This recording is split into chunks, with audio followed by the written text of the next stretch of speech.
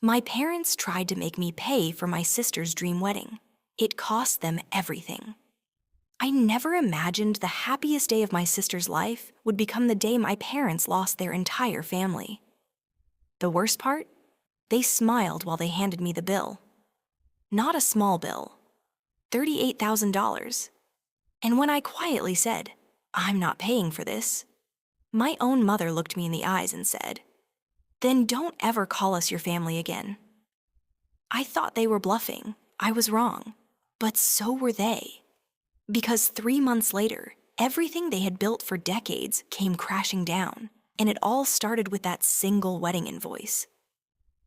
My name is Ethan. I'm 31 years old, and for as long as I can remember, I was the responsible child. My younger sister Olivia was the favorite. If she wanted something, she got it. A new car at 18, a luxury apartment after college, expensive vacations.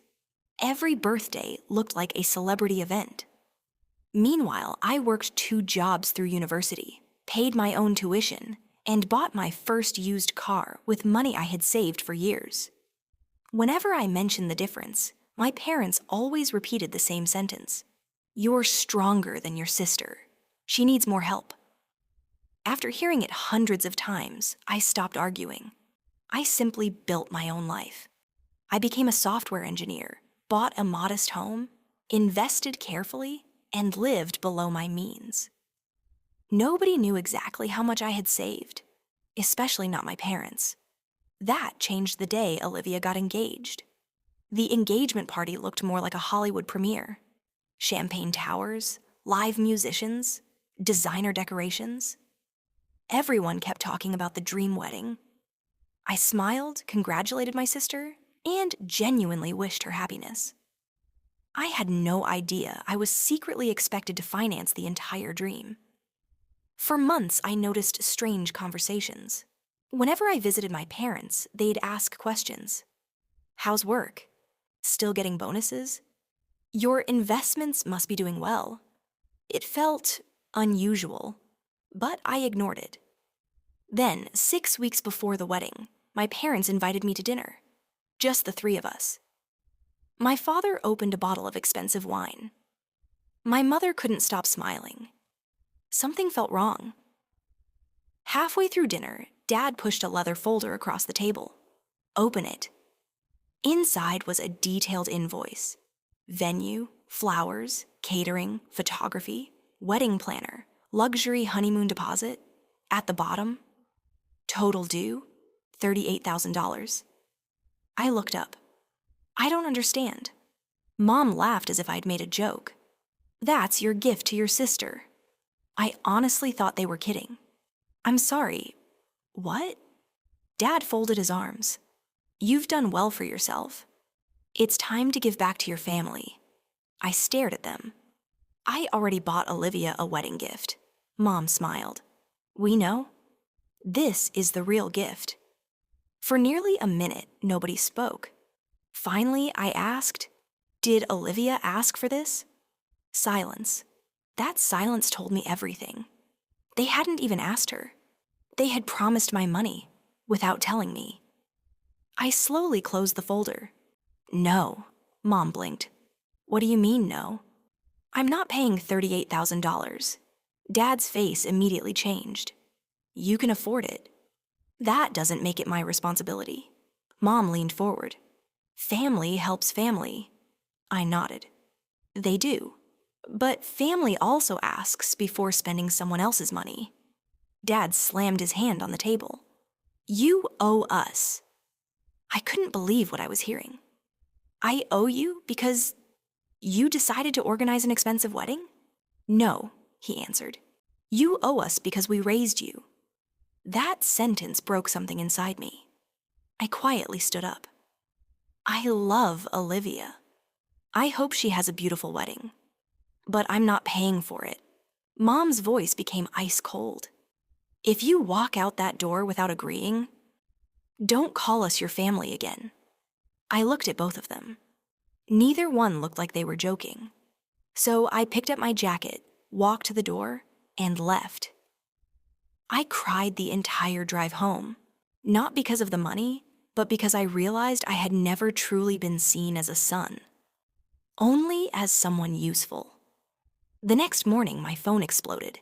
Missed calls, text messages, voicemails, aunts, uncles, cousins. Every single one told the same story.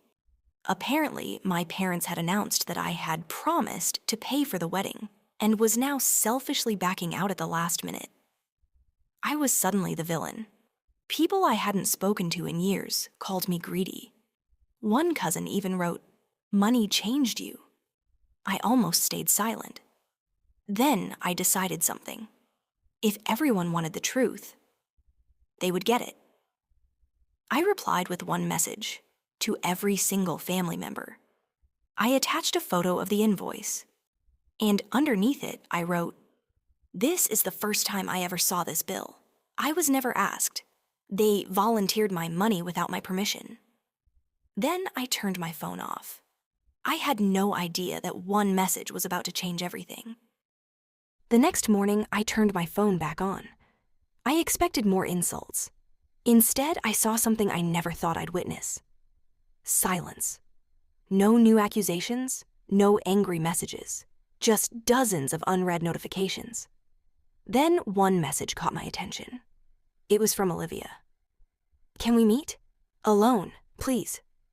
My heart pounded. For years, my sister and I had drifted apart. Not because we hated each other, but because our parents always managed to stand between us. I almost ignored her. Instead, I replied with one word. "Okay." We met at a quiet coffee shop across town. She looked exhausted. No makeup, hair tied back, dark circles under her eyes. She sat down without smiling. For a full minute, neither of us spoke. Finally, she whispered, "Is it true?" I frowned. "Which part?" She swallowed hard. "The invoice." "You really didn't know?" I slid my phone across the table. The picture of the bill was still there. "The first time I saw it was at dinner." She stared at it for several seconds. Then tears slowly filled her eyes. "I never asked you for this." "I know." "I didn't even know they were planning something this expensive." That surprised me. "What?" Olivia nodded. "I wanted a small wedding." I blinked. "A small wedding?" She laughed bitterly. "I booked a garden venue almost a year ago." "What happened?" "My parents hated it." She looked down at her coffee. "They said people would think we were poor. So they took over everything. The luxury ballroom, the designer flowers, the orchestra, the celebrity photographer, even the honeymoon. They said they were doing it because they loved me." She paused. "But now I realize they were trying to impress everyone else." I felt anger rising again, not at Olivia, at our parents. For years, they had convinced both of us that this was love. Before we could say anything else, Olivia's phone rang. "Mom." She declined the call. It rang again. Declined. Again. Again. Finally, she answered. "I'm with Ethan." Even from across the table, I could hear Mom screaming through the speaker. Olivia slowly lowered the phone. "I'm staying." She hung up. That was the first time in our lives she had ever stood up to our mother. Meanwhile, the family group chat exploded. Apparently, several relatives had started asking questions after seeing my message. One uncle asked, "Why would you promise someone else's money?" Nobody answered. Another cousin wrote, "Did Ethan actually agree to pay?" Still silence. Then Grandma sent one sentence. "I've watched this happen for 30 years. Everyone stopped typing. Grandma almost never spoke. When she did, people listened. An hour later, she called me. "Ethan, come over." I drove there immediately. Olivia came with me. Grandma lived in the same modest house she'd owned since before I was born. She welcomed us inside and slowly opened an old wooden cabinet. From the bottom drawer, she pulled out several dusty photo albums and a thick envelope. I hoped I'd never need these. She placed the envelope on the table. Inside were old bank statements, letters, receipts, canceled checks. I looked confused. What is all this? Grandma sighed. The truth. She pointed to one receipt after another.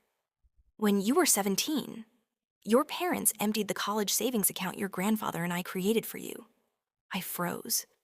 What? Olivia stared at Grandma. They told Ethan there was never a college fund. Grandma nodded sadly. They lied. I couldn't breathe. For years, I'd believed scholarships and 2 part-time jobs were the only reason I graduated. Grandma continued. They used the money to help buy Olivia's first apartment. Olivia covered her mouth. No. She looked at me. I didn't know. I swear I didn't know. I believed her, because she looked just as shocked as I felt. Then Grandma opened another folder. There is more. Years ago, when Grandpa passed away, he had left each grandchild the same inheritance, equal shares, exactly as he wanted. But my parents convinced me to sign several tax documents. I had been 21, busy, trusting, naive. Grandma placed the papers in front of me. Those tax documents had transferred my inheritance to my parents, legally. I felt sick. My father hadn't just favored one child. He had stolen from the other. Olivia burst into tears. They did this to both of us. Grandma nodded. They raised one child to believe she deserved everything, and another to believe he deserved nothing. The room fell silent. No one knew what to say. Finally, Grandma looked directly at me. Your grandfather warned me this might happen. She reached into the envelope one final time. Out came a handwritten letter. His handwriting. I hadn't seen it in years. It was addressed to me. To Ethan. If you're reading this, something has gone terribly wrong. My hands shook as I unfolded the paper. Grandpa wrote that he loved both grandchildren equally. He feared that money could divide the family. He instructed Grandma to keep copies of every financial record, just in case the truth is ever needed. At the bottom was one final sentence. Never let guilt replace justice. I couldn't hold back my tears. That evening, my parents showed up at Grandma's house unannounced. Dad pounded on the front door. Mom shouted my name. Grandma calmly opened it. What do you want? Dad pointed at me. Tell him to stop embarrassing this family. Grandma's voice was calm. No, Mom stepped inside. You've poisoned our children against us. Grandma didn't move. I didn't poison anyone. I simply showed them the truth. Dad laughed. What truth? Without saying a word, Grandma handed him copies of the bank records. His face turned white. Mom reached for the papers. As she read them, her expression changed from anger to panic. Neither of them spoke. For the first time in my entire life, my parents had nothing to say. And in that heavy silence, I realized something. The wedding had never been about love. It had only been the moment that finally exposed decades of lies. None of us knew it yet. But the biggest secret was still waiting to be uncovered.